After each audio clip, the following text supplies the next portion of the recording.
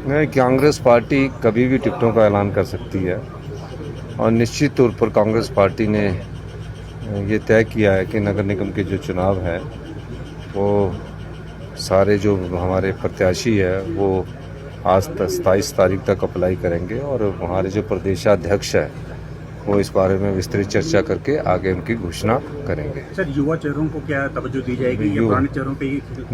युवा चेहरों को तवज्जो दी जाएगी। निश्चित रूप से युवा चेहरों को तवज्जो देना दायित्व भी बनता है और जो पार्टी के इतने सालों से कार्यकर्ता उनको तवज्जो दी जाएगी। सर, टैक्सी ऑपरेटर्स ने भी आपकी मांग जो समझ लीजिए आपसे मुलाकात की? मैं टैक्सी ऑपरेटर्स ने जो मांग थी ATS के तहत थी उनकी मांग, लेकिन भारत सरकार के ने एक वाहन पोर्टल बनाया है, उसमें कहा है कि जो भी आपकी गाड़ी पास होगी तो ATS के तहत होगी। तो हमने उसको कहा है कि ये चीज़ अभी जो ATS के तहत पास होगी, हमारे अभी लोग तैयार नहीं है, क्योंकि जब तक उनको पूरी जानकारी नहीं हो जाती है और नया सिस्टम आया तब तक हमने उनको एग्जम्प्टेड कर दिया है कांगड़ा जिला के कुछ सभी क्षेत्रों को, और जहाँ ATS लगा उस क्षेत्र के लोगों को ही हमने बोला है। और ये भारत सरकार के वाहन के पोर्टल पर रजिस्टर्ड होता है, हिमाचल प्रदेश सरकार का इसमें नहीं है, लेकिन एग्जम्पशन की हमारे पास पावर थी और हमने कर दी है।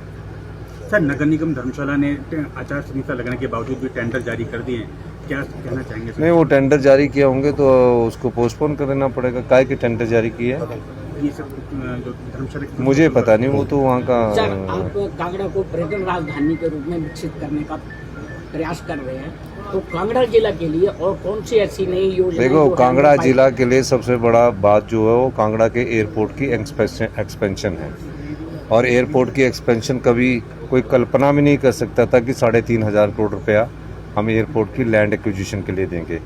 ये मेरे व्यक्तिगत रुचि लेने के बाद ही ये इस कांगड़ा एयरपोर्ट को और मेरे मुख्यमंत्री बनने के कारण ही ये कांगड़ा की एक्सपेंशन हो रही है, नहीं तो कोई भी नहीं करवा सकता था।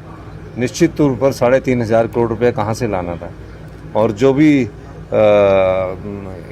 भारतीय जनता पार्टी की जो सरकार है वो पैसे की तंगी रख रही है, लेकिन हमें पैसे की तंगी इसलिए भी नहीं है कि हम अपने संसाधनों से और कैसे हमने पैसा लेना वो तरीके हम सारे जानते हैं और अपनी सरकार को हम चला रहे हैं।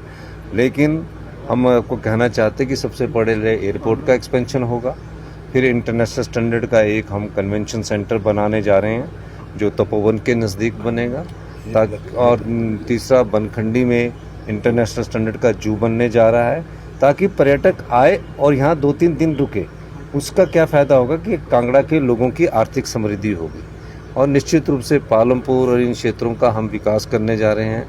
नगरोटा बगवा में हम ने अभी एक होटल कम फाउंटेन का फाउंडेशन स्टोन रखना है, और उसके अलावा जिप लाइन सबसे बड़ी यहाँ जिसका कि अभी निर्माण हमने कैबिनेट से अप्रूव किया वो करने जा रहे हैं। सर, कांगड़ा में आपका एक शिविर चल रहा है, मैं उसी शिविर में क्योंकि कांगड़ा में हमारे जो संगठन के जिला अध्यक्ष है उनका है, उसमें किसी मंत्री और मुख्यमंत्रियों को बहुत कम जाने की ज़रूरत होती है।